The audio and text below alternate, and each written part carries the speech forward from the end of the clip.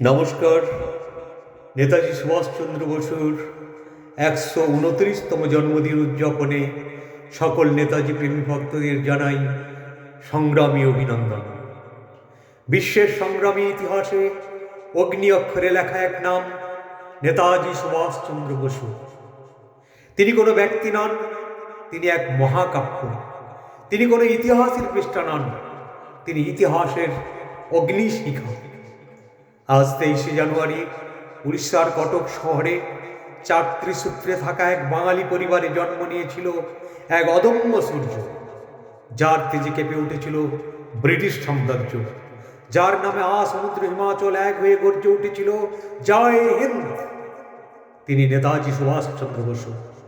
শিক্ষা জীবনে কলকাতার presidency college, Scottish church college ও বিলেত থেকে সিভিল সার্ভিস পাস করে ব্রিটিশ সরকারের গোলামি না খেটে মাতৃঋণ শোধ করতে পরাধীনতার শৃঙ্খল থেকে ভারত মায়ের মুক্তির জন্য নেতাজি ঝাঁপিয়ে পড়লেন। ভারতের স্বাধীনতা সংগ্রামী তিনি ছিলেন আপোষের বিরুদ্ধে এক বজ্র নিনাদ। তিনি বিশ্বাস করতেন স্বাধীনতা ভিক্ষায় নয়, ছিনিয়ে নিতে হয়। তাই তো উদাত্ত কণ্ঠে তিনি ডাক দিয়েছিলেন, তোমরা আমাকে রক্ত দাও, আমি তোমাদের স্বাধীনতা দেব। এই আহ্বান ছিল না শুধু একটি বাক্য, এ ছিল এক জাতির শপথ, এক জাতির অগ্নি পরীক্ষা। যখন রাজপথে ধৈর্যের নাম করে মাথা নত করার শিক্ষা দেওয়া হচ্ছিল, তখন নেতাজি বলেছিলেন, দিল্লি চলো। তিনি গড়ে তুলেছিলেন আজাদ হিন্দ ফৌজ, যেখানে জাতি, ধর্ম, ভাষা নয়, একটাই পরিচয় ছিল, আমরা ভারতবাসী।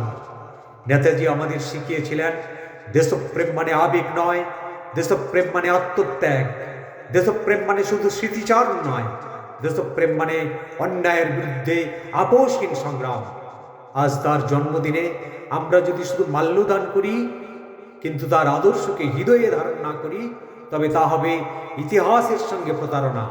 আসুন এই পবিত্র দিনে শপথ নেই, আমরা দুর্নীতির বিরুদ্ধে দাঁড়াবো, অন্যায়ের বিরুদ্ধে রুখে দাঁড়াবো, দেশের স্বার্থে নিজেকে উৎসর্গ করব। কারণ যতদিন ভারত বেঁচে থাকবে ততদিন অগ্নি অক্ষরে লেখা থাকবে এক নাম, নেতাজি সুভাষচন্দ্র বসু। নেতাজি অমর থাকুন। ভারত মাতার জয় হোক। জয় হিন্দ। বন্দে মাতরম। বন্দে ভারতম।